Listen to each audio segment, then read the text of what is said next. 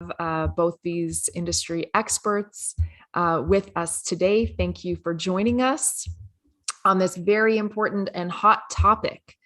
We've seen it's so important, and it starts with each individual. This is Cybersecurity Awareness Month, so I'm really pleased to kick it off with these esteemed individuals. Everything is connected, right? From our phones to our fridges. And it's important to start, to understand that and the effects that it has, not only on large organizations, but each individual. We all play a part. And as we've seen over the last couple of years, cybercrime is on the rise. And actually, hot off the press today, I saw that Checkpoint Research Reports had said that there's been a 40% increase in cyber attacks since January 2020. Folks, since the pandemic hit, there's been a 40% increase in cyber attacks. And even more shocking than that, how do you get more shocking than that? It's in the education and research sectors. That's the most targeted area, is education and research sectors. So it's really, they're not going after just banks or anything like that. It's really hitting home for schools, for research, for organizations in that area. So, looking at this and hearing this, you must be thinking, okay, cybersecurity, I get it.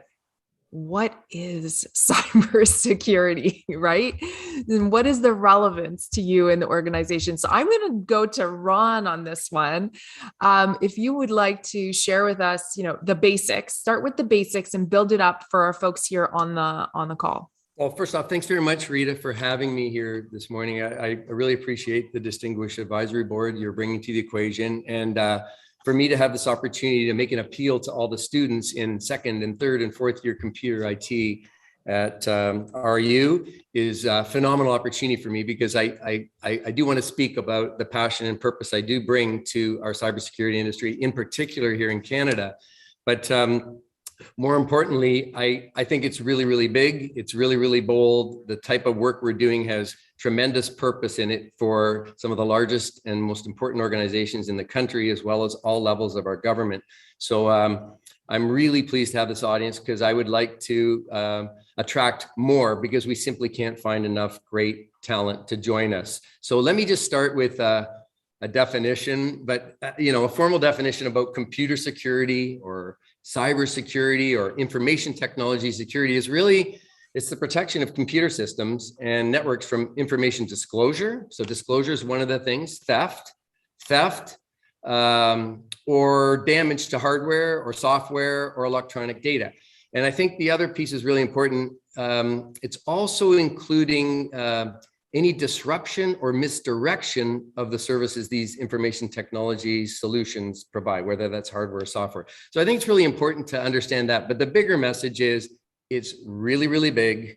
The numbers you said today are quite scary. And some of the things I do see in my job won't be on camera today. They are quite scary, what's happening in the world today. But it's big, it's fast growing, it's not going away. And if I could in some way today have an outcome that says, I've encouraged you to consider a vocation in cybersecurity, I would have met my objective today, because I believe if you join our effort here, that you'll never look for a job again in your career. I really believe it. And the last thing I wanted to say before I turn it over to Charles was, as technology sort of increasingly embed in everything we do, in our personal and our daily lives. Rita spoke to that. It's deeper. So you, the younger people here that are on the phone, you're much more likely to adopt newer technologies than many other Canadians. And I think that's really, really important. So more than any other group, you're early adopters. You may not be aware that some of the stuff that manufacturers bring to market, like smart fridges or smart homes or intelligent cars, they're in a rush to market vis-a-vis their competitors too. And they might have not all of the required protections in them. So as you begin to look for things post-graduation, like bank loans, like mortgages, health insurance, even employment opportunities, like right after you graduate, your personal information is being collected, it's being stored, it's being manipulated to determine your eligibility for so many things. So I kind of want to leave you that thought as you start to think about the questions you'll send us in the chat group. But ensuring accuracy and access is really foundational, and it's really critical to your connected future. Thank you for that, Ron. You know, I couldn't agree more. There are so many applications that are out there, so many new ways to do your banking, to even to show your vaccination, right? So people are exposed and your personal information is out there. So we really have to think about that. So thank you for that, Ron. And so do you have, so you've shared some examples of that. So I appreciate that. And the relevance of it, really tying it back to each and every one of us, is so important. Now, why? So because of all of this, and because it's affecting everyone, and there's a huge opportunity there, you know, we've got the Tech Talent Accelerator. We're introducing you all to the tech industry, and we want to take it to that next level. And that's why, you know, I want to introduce Charles and the CyberSecure Catalyst. So Charles, tell us, what is the CyberSecure Catalyst and why is that so important? Sure.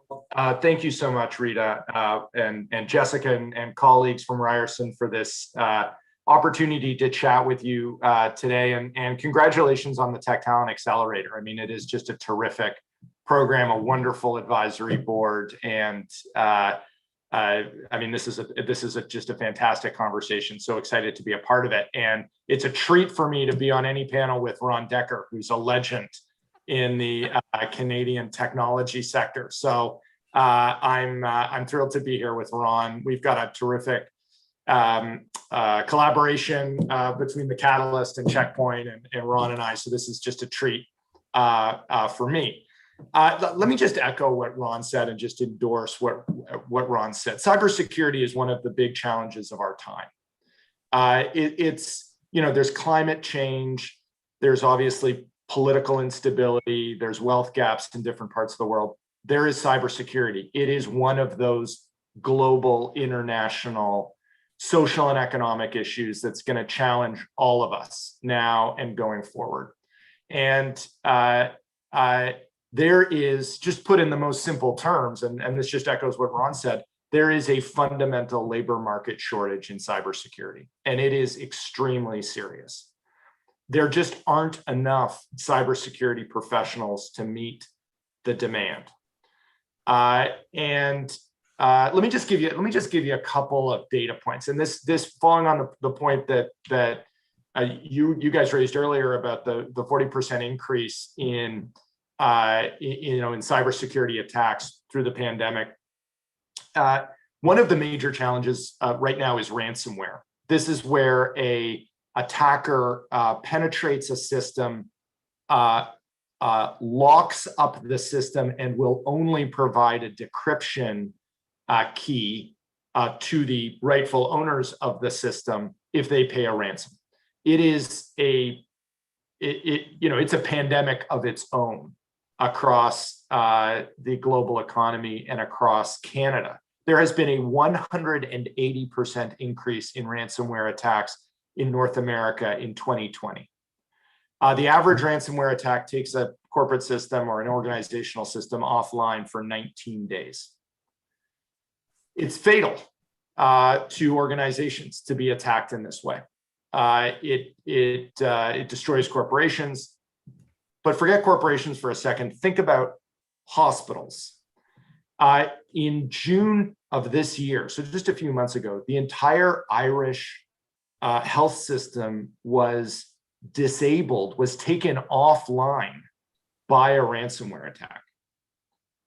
In May of this year, there was a very serious attack, a ransomware attack again, on the Colonial Pipeline. You guys may have read about this, which provides much of the aviation fuel to the eastern seaboard of the United States.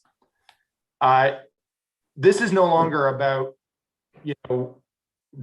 whether somebody's going to steal your email, although that's a serious challenge, or whether somebody's going to steal your PIN, although that's a very serious challenge. These are fundamental attacks on the basis of our economy and our society. So participating, and here I'm just echoing Ron, participating in the cybersecurity sector is frankly a way to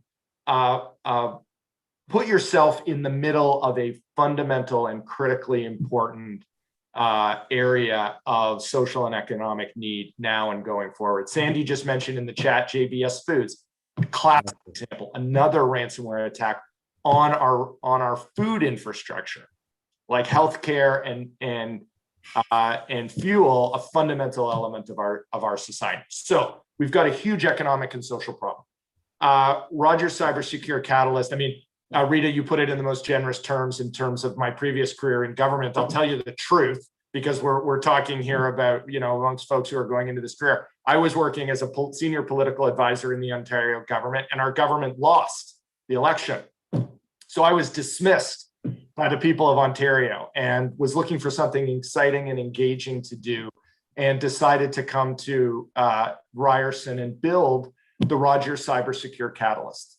And I knew from my previous work in government that cybersecurity was so important. To make a long story short, the Roger CyberSecure Catalyst is a hub for training, commercial acceleration, policy development, and public education, all in cybersecurity. And the focus of this organization is to work with governments, with private sector partners, and with academic partners to drive the kind of systematic change that we need in our economy and society, to work with colleagues like Ron, organizations like Checkpoint, to drive this kind of change that we're going to need. So bottom line, there literally are very few other more important areas than cybersecurity right now to invest in your career. There's a huge labor market shortage. We need you. And the stakes are incredibly high. Absolutely. There, and pass it back to Ron. Yeah, I was just going to, before Rita, you kind of serve up the next, I just wanted to respond because I think you framed it up well, Charles. And by the way, we're so grateful for the partnership we have amongst ourselves, just in terms of trying to do more, to try and bring industry and education together. 1 + 1 can always equal way more than 3, right? If we do it right. And the spirit of what's been contemplated now, I know we'll get into it later in the program with the National Cybersecurity Consortium. Again, I want to get there, but I did want to say something about, it's not just about email security. It's not just about something you might open on your laptop, but it can be as simple as that. And it can be as simple as that in one of our company's supply chains. So, and the challenge we have is that security it's a relatively binary business. It's yes or no. It's binary from the IT students, right? It's accept or deny. Open that PDF or don't open the PDF, right?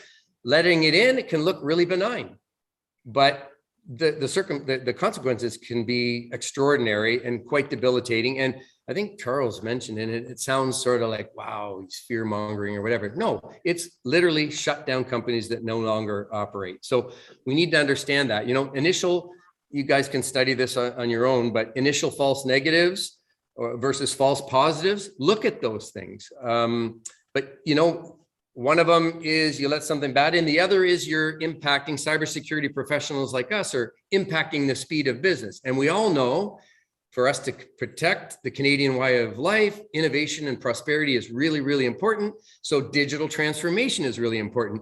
Even if you look at citizen services, they're all being served up by the net, right? And that place is increasingly dangerous, whether it's the mobile phones you logged in with today or your laptops, whether it's cloud computing, or, Rita brought up very early this fridge, but this whole notion of the Internet of Things. And I would hazard to guess that 99% of the Internet of Things, the Internet of everything, is not yet connected yet, but that's where we're going. So we have to get this right, and we need your help. It's not, last thing, and then I'll give it back to Rita. It's not like a soccer coach, right? When we watch the Canadian women's win gold, and it's like, well, I might have done this with the lineup. I might have changed this or that. It's what we do is far more critical. We have to be right. There's not a if or and. We have to get this right. And it's very, very important for, again, our Canadian economy. And that's why we're appealing to you to consider vocations in cybersecurity through the Catalyst. Rita. Yes, definitely. All very great points and a little bit of scariness there. Like there is a fear. I thought 40% increase was big, but 180% in ransomware. Wow. And that's a lot in the last year alone. And companies being taken down, that's another level that we don't maybe hear about all the time. Definitely heard about the Colonial Pipeline, and a lot of the oil and gas in Canada and the US are now taking action on that. So it's sad to know that you have to actually see it in action to do something about it. It's like an insurance plan, right? You have to have insurance, but not everybody gets it. So that's why this awareness is so important. And Ron, you mentioned the CyberSecure Consortium, actually. So if you wouldn't mind expanding a little bit on that, because I think that takes it to the next level and shows everyone here how important this really is, and the investment that is into cybersecurity. So thanks for the question, Rita, but I'm going to send that to my distinguished colleague, Charles, because this was really a leadership initiative on behalf of RU and very specifically Charles himself. So he's pioneered a path forward in response to a government undertaking that we think we can together, industry and education coming together, make a substantial difference on some of the challenges that I paved. So I'd like an opportunity to respond, but after we get a sense of Charles's view on this, because he's really leading this effort with 4 other universities, in fact. So please, Charles, you start, and I'm happy to respond. Well, appreciate that, Ron, and Rita, appreciate the question. And just before I do, let me just riff on a really good point that Ron made, and Rita, that you picked up on in just talking about the sort of the frightening elements of cybersecurity. And Ron, you mentioned this just previously. There's, and I've fallen into the trap. I just fell into the trap in my earlier comments about sort of making this sound like doom and gloom, and the situation is serious and the stakes are high. But that makes the opportunities enormous. I mean, absolutely. Because the need is there, the need for innovation, for entrepreneurship, for professionals who are well trained, for companies like Checkpoint and organizations like the Rogers CyberSecure Catalyst. I mean, there is just an enormous opportunity, and Canada and Ontario and the folks on this call are really well positioned to participate in this. So there is a bit of a doom and gloom thing that I've sort of laid out when I talk about, you're not going to be able to heat your homes or get healthcare. But the positive is the careers are going to be fantastic. The opportunities for innovation and value creation are enormous. So that all that to say, it's really it's a very, very exciting time. The National Cybersecurity Consortium and Ron, really appreciate all the conversations we've had about it over time, is a group of 5 universities: Ryerson University, the University of Calgary, the University of Waterloo, Concordia University, and the University of New Brunswick, who got together to drive training, commercialization, and innovation, all in cybersecurity. All of those universities have substantial capacity in cybersecurity. They also got together to develop partnerships with private sector companies like Checkpoint to collaborate together with government to drive training, commercialization, and research. The government of Canada announced a couple of years ago $80 million that will fund training, commercialization, research in cybersecurity in Canada. And the NCC has positioned itself with its private sector partners, including folks like Checkpoint and others, to match the government's investment and grow a really cool training and innovation and commercialization program for Canada. So that's sort of on a broad strategic level, some of the things that the government is doing and that our partnerships are doing, and that we're all working on together. That's relevant for everybody on this call, all the students from Ryerson University and others, because that's the kind of ecosystem you're heading into if you decide to get into cybersecurity. everybody's coming with opportunities. Innovative companies are growing and expanding. Governments are making enormous investments. Universities and colleges are getting together to drive innovation. So all of that will meet you, if you like, as you leave the door, if you decide to get into cybersecurity. And so again, just encourage you to get into cybersecurity.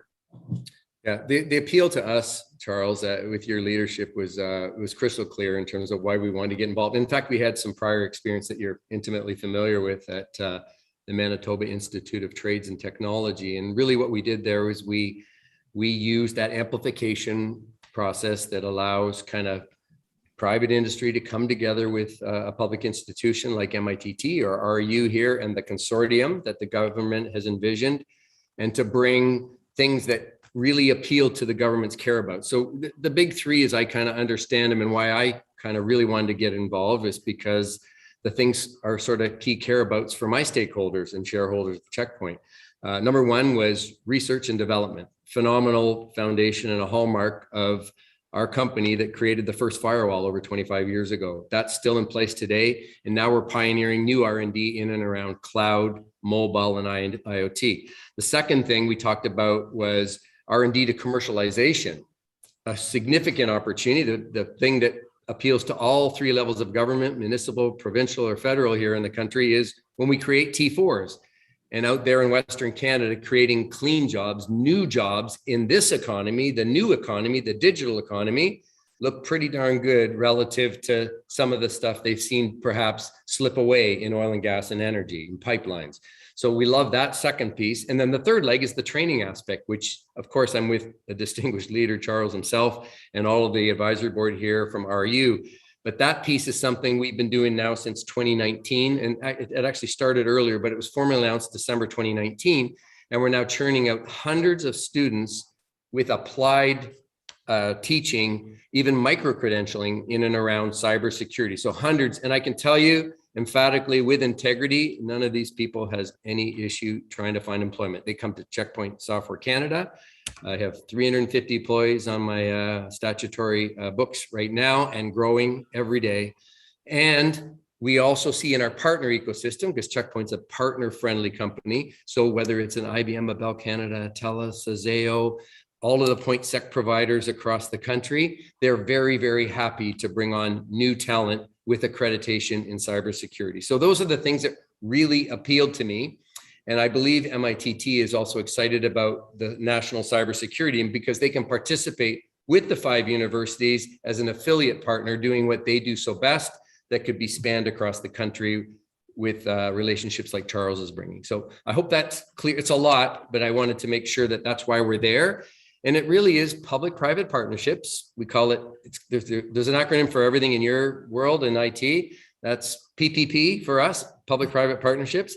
And they really, really matter, because a dollar that's gifted in cybersecurity curriculum or value in kind can be matched and amplified, which is what the government's looking for, to make sure that we make the most of these investments that they're making in our younger generation in cybersecurity.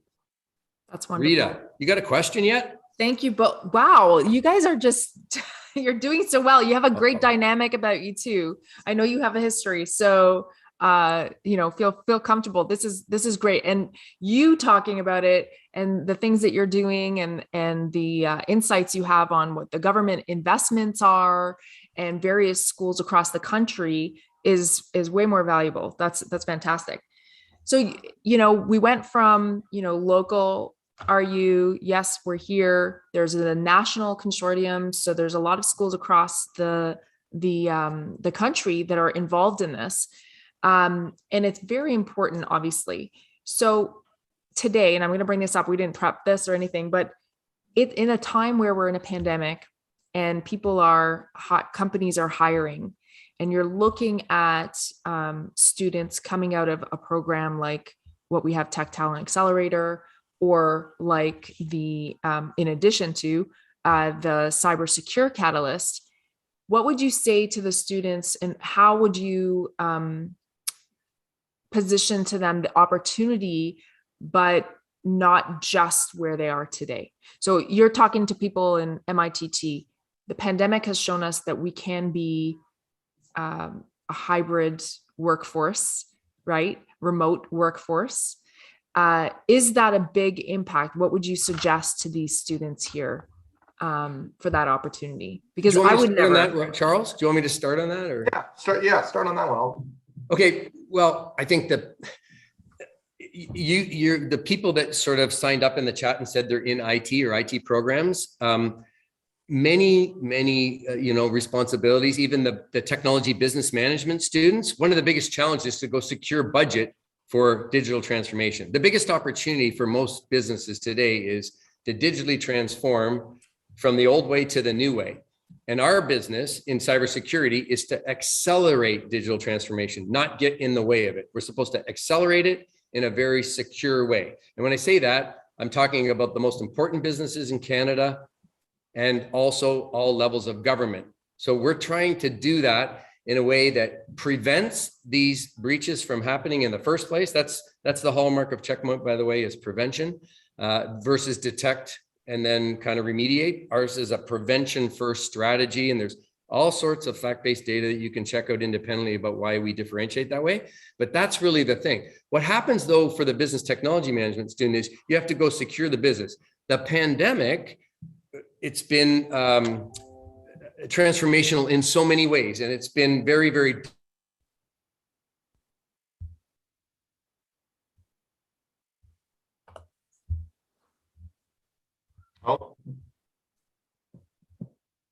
Hello?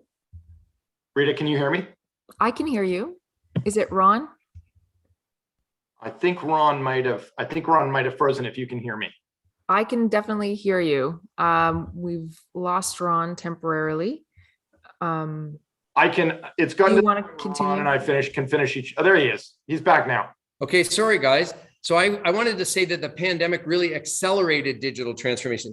So all those budgets that were secured to do things over the next 2, 3, 4 years at the Royal Bank of Canada or at the Bank of Montreal or CIBC or other big names, basically everything had to go fast forward. We had to do it now. My 350 employees, some of it, I'd say 1/3 of it was largely mobile worker, remote worker on PCs and laptops and mobile phones. All of them had to go do their jobs from home within the space of a few weeks. I think we all remember it was March 12th to March 15th. Everything happened very, very quickly. And we were able to do that. And I think the same is true in many, many different small and medium and large businesses across the country. So that was the big impact as it related to the pandemic. That wasn't the personal side of it. Charles. Very good. Thank you, Charles. Yeah, I mean, I would, and I remember March of 2 years ago now, right? And I remember saying to my team, we'll probably be back in a couple of weeks, which everybody now brings up with me. I won't say something like that again. That was not a thing to say, but yeah, I mean, it's been such a difficult time as you've just articulated, Ron, and such a disruptive time. It's created dynamics, Rita, to your question, that I think are really interesting. I mean, people can, obtain certifications and do training nationally now in a way that they weren't able to before in terms of attending programs. Our accelerated, so we have at the Catalyst, our main program for training is called the Accelerated Cybersecurity Training Program. And I'd invite folks on this call to go to our website, cybersecurecatalyst.ca, and you can take a look at this program. It's a 7-month training program, and it might be suitable following the program at Tech Talent Accelerator. It may be, after having looked at it, it may be something that you want to do. That program is now entirely virtual, and it has been entirely virtual over the course of the pandemic. We're actually going to have some portion of the program that will return to in-person at our facility in Brampton, Ontario. We're actually physically based in Brampton, Ontario, but the vast majority of the program is now virtual, and that means we're getting learners from across Canada, which is really exciting. I'll just say another point too, and so So that's the accelerated cybersecurity training program. We have streams for women, new Canadians, displaced workers, persons of color, young workers from Peel region. So there are a number of different streams, and I would encourage everybody who's interested on the call to go to the website and check it out and see what's of interest to them. And there's lots of opportunity to ask questions of the team if you want to have more information about that program. Yeah.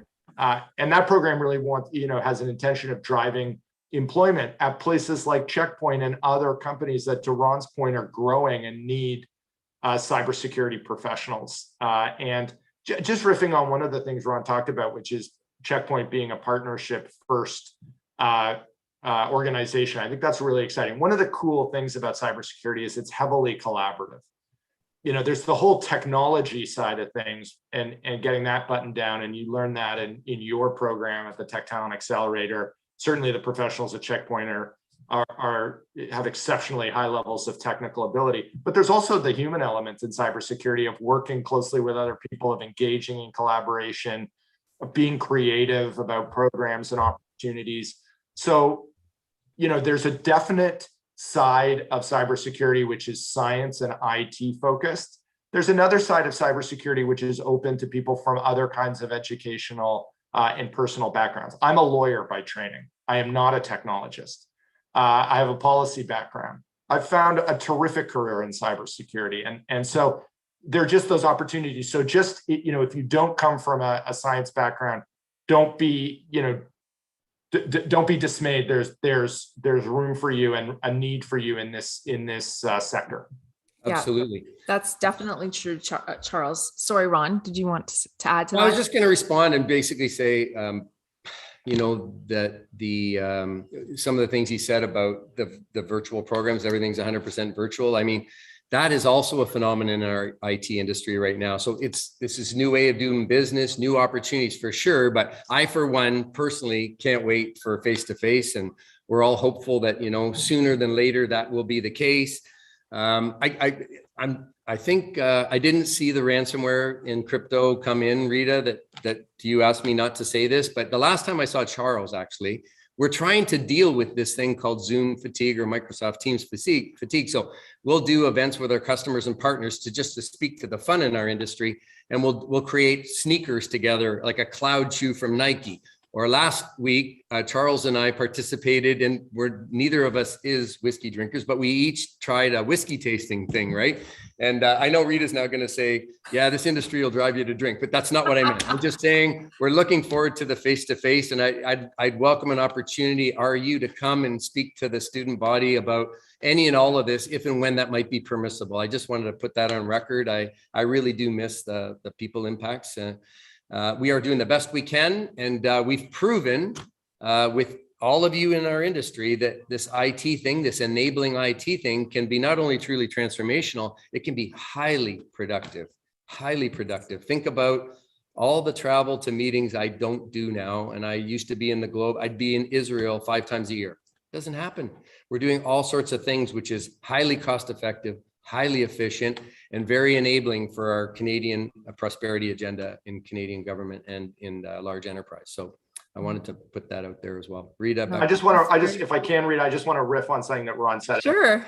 Ron, because that was the most fun meeting I've had in a year, the virtual tasting that we had. And it just goes to a point, and I just want to say this. I mean, there's a lot of fun to be had in the cybersecurity sector. I know we've talked about the doom and gloom and the attacks and the high stakes, and holy cow, it's a big deal, but there's so much fun to be had. There's great organizations, great colleagues, great fun to be had in this sector. So as for the young people who are looking for something exciting and engaging and enjoyable and collaboration oriented and international. I mean, Ron's company Checkpoint is Ron, you jump in here, is originally an Israeli company. I visited Checkpoint in Israel. It's amazing. It's got, it's a global organization. I mean, these are the kinds of institutions and organizations and fun you can have internationally. I'm still waiting for Ron to take me to Israel. I'd rather take the city. It's I not checked wine my- o'clock yet, Charles. Let it go. Let it go. It's not, but post-pandemic, we can do it. And I'd encourage this another differentiating factor about Checkpoint. This is not a commercial, but what we do with our new hire orientation pre-pandemic and hopefully soon post-pandemic is we go for a new hire orientation, and it is spent in Israel. So you see Innovation Nation at work. You, of course, learn all about our products and services, but there's a huge trade tourism piece of it too. So it's an exciting place to be. And I can't wait to get back to that, whatever the new normal is, because many of my customers are not going back to those big, tall bank buildings anytime soon, or at least not 5 days a week. So we're really all just trying to do the very best we can to cope with these new world realities. But I think you spoke very eloquently about that, Charles. We do have a whole world of new opportunities, and we need your help. So, Rita, I know we're getting close to time. We're Yes, like 12 minutes, and we haven't even asked. I know we have some questions here. What do you think? Yeah, and you did touch on it. I wanted to make sure that everyone understood there was a lot of science students and that sort of thing. We did see the criminology students. This program, the Tech Talent Accelerator, is open to all faculties at RU. So if you have some friends in other faculties, please don't hesitate. Like Charles and Ron said, we want people to come into technology. We need them to come into cybersecurity. So make sure we want you to know it's not limited. Lots of opportunity for everyone. And all of you bring a different perspective and can add value to our business. So I wanted to make sure of that. And then we'll move on to questions. So there's a lot of questions and we don't have that much time. So Jessica, I think you had some questions. Are there any in the chat? Let me open that up here. Wow. Okay. Can we see these? As a computer engineering student who has knowledge of basic coding, what can I do to grow and expand my knowledge and get ready for the workplace? Okay, so that question came in. So, we help for Tech Talent Accelerator. We help streamline the students into the technology industry. So you're in the right place and you've got the right information. So I definitely encourage you to join the program and take the modules. To complement that, there are many things. I know I've seen a couple of participants that I had the opportunity to speak with prior to today's session, and they've done some very great self-starter stuff. So for example, there are people that are looking on the public domain right now for ways to get involved in ethical hacking, for example, to see if you have demonstrated prowess. And I think the criminologists in the room, if they had to pick Rita, Charles, or Ron Dekker, they probably would have come after me first. So I was a little nervous at the beginning of this, to be honest with you, but we're good. But I think it can appeal to anybody independent of the stream that you take in education. But there are certain things that are very available on, in the public domain that could help you, test your own prowess in this area. And is it of interest? Is this the criminology aspects in and around this are phenomenal. I could digress for a long time, but the Catch Me If You Can guy, Frank Abagnale, big security name in the world, as everybody knows, that the movie with Leonardo Dicaprio, there's a good example of a guy that federally indicted in many, many different countries, but he was the classic fraudster, and criminologists around the world have always studied how he actually did this imposter thing. But he's since spent the last 30 plus years at the FBI doing what he does to bring down people that are attacking us, nation state attacks, etc. So some phenomenal opportunities that are kind of born out of life circumstances. So hopefully that puts a little color on that. That's great. Next question. Sorry.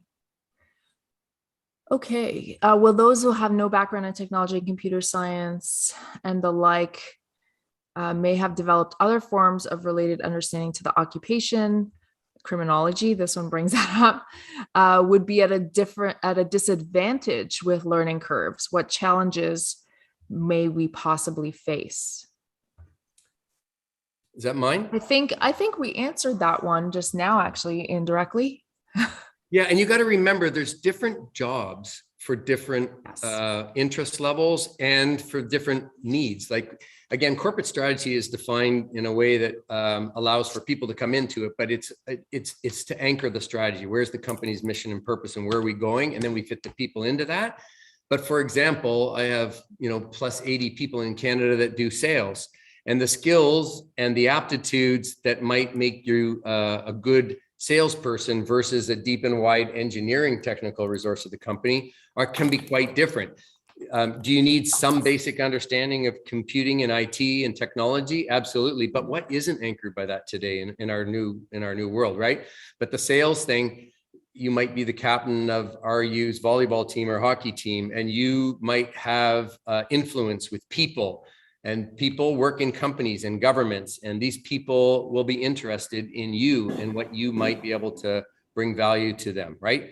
Not only just because we make a firewall or a cloud security, a virtual security appliance, or a mobile security software solution, but all of these things that are very much here and now. There isn't anything we don't do on these things, right? Nothing. And if you're proficient in some of those things and you can bring value in that way to bring solutions to people with real world problems in and around that, I think there's lots of room in our industry, and not just Checkpoint, lots of room in our industry for your value and input. Right. So again, not only technical students and not only technical opportunities. We've seen in the past for Tech Talent Accelerator, we had companies looking for journalist students who were writing content on cybersecurity or on the technology industry. So it could be any part of that. So yes, definitely the data scientist, the cybersecurity analyst, that is important, but there are so many other opportunities in the industry that you can contribute, right? So there's never a lack, believe me. Like Ron said, you'll never worry about finding a job for sure. That was it. There was a lot of the non-technical. Oh, here's one. How did you start your cybersecurity journey, and what certification and knowledge did you need in order to get the position you're in today? Well, is that for Charles or Ron? They've worked their way. Charles was a lawyer.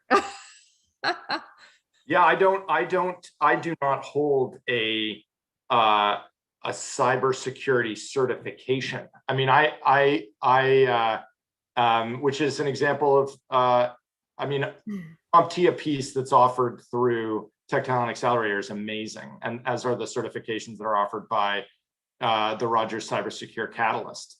But I personally do not have one. I have a law degree and practiced law for 10 years, and then went to be a political advisor in economic development. So there are all sorts of paths and journeys into this. The opportunity you have through the accelerator program, and then if you wish, and look at the Rogers CyberSecure Catalyst program is great, but there are lots of paths.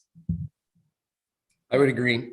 I'm no different. I came out of tech largely, but that wasn't my degree, by the way. But I came out of tech and had the great fortune of being president or CEO of about 6 different companies on my journey, and that the industry, the cybersecurity industry, saw that I could bring leadership value to the equation here at Checkpoint, and I'm in my 5th year now of leading Checkpoint software here in Canada through some, as you would expect, some transformational growth, given the attack vector and the curves that are out there that we have to confront. So again, why am I here? Why am I doing what I do versus what I started with? It's because I think we have tremendous purpose in our work.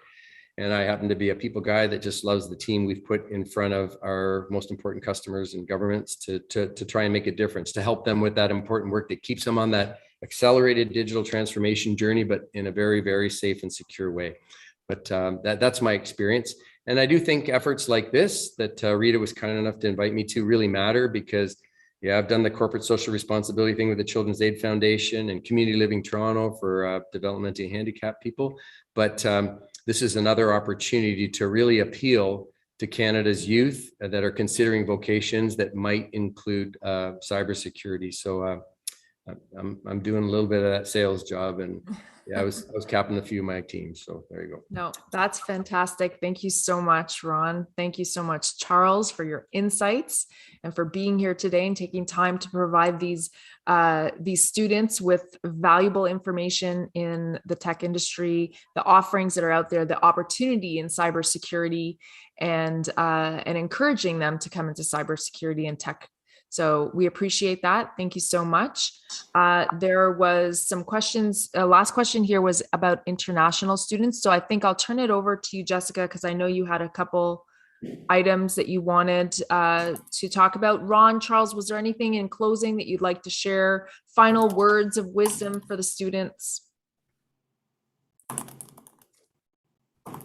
You're in the right place. Cybersecurity is really exciting, and this is the beginning. Hopefully, those of you who decide to make a career in cybersecurity have a wonderful journey. I think it'll be exciting and terrific. Reach out to us with questions about the Catalyst program. Thank you so much, Rita. This has been terrific. And Jessica, congratulations on the Tech Talent Accelerator. It's been awesome to join you. So thank you. Mine's just the same. Just thank you as well. Just delighted to be here. I appreciate everybody that took time out of their days to come and give us a listen. And please do follow us. You can find us easily on social media. And we do try to comment on the most relevant and up-to-date topics in the industry. And we'll try to keep you poised for what's ahead, like kind of what's happening now and what's ahead. And we do have some really exciting developments in and around the Secure Catalyst under Charles' leadership that you'll see us amplify in social media and in broadcast and, news media and broadcast as well. So thank you very much for your time and attention today and including me. Thanks again, Rita. Thank you so much. And this is a great partnership with the Tech Talent Accelerator and the CyberSecure Catalyst, I hope, and with Checkpoint. So thank you so much. It's a pleasure. Thank you. Thank you so much, everybody. I'm not sure, can you hear me? Yes. Oh, yes, just making sure. Thank you so much, Charles, Ron, Rita. I really enjoyed this seminar. I know there was a last question on the chat box about if international students are eligible. If you're a graduate student, yes, for our program, you're eligible to apply. I'm not sure, Charles, could you care to comment for the CyberSecure Catalyst? Not at the moment. Our programs are federally government funded, so they are for Canadian residents at the moment. But it depends on what you mean by international. So an international student. So reach out to us through the website, and we can answer your question directly if you want to know about that. Thank you so much again. This is really exciting. I know I had a great time. I know the students had a great time with the amount of questions we had. So thank you again, guys, for taking the time to be here today. I really appreciate it. We hope to see you guys again. Don't be a stranger. We could do this again next year. I'm really excited. So before we close off, I know it's 1 o'clock right now. I wanted to just talk about our next event that's happening.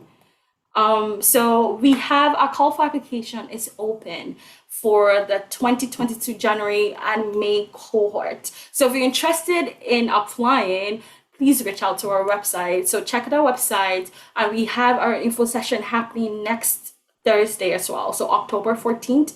If you'd like to RSVP, we're going to put the RSVP link in the chat box. So please apply. If you would like to get a foreman's internship, this is an amazing opportunity we're offering students. I'd like you all to take advantage of it. So please RSVP for our next event. We're going to be talking about eligibility criteria for the tech talent. We'll talk about everything. We're addressing all questions next week. And also we have our next event happening as well next week. I mentioned it previously. It's on the interconnection of emerging technologies. It's happening October 21st, 12 to 1 p.m. as well. So the RSVP link would also be put in the chat box as well. But other than that, we are done for today. Thank you so much, everyone. Thank you to our students. Thank you to our advisory board members. Thank you to our hosts. Thank you to our panelists. Thank you so much, guys. Thank you for taking the time to be here today. The weather is 18 degrees today, so go for a walk and have a good day. Thank you so much. Thank you. Bye, everybody. Take it Bye, easy. everyone. Bye. Thank you.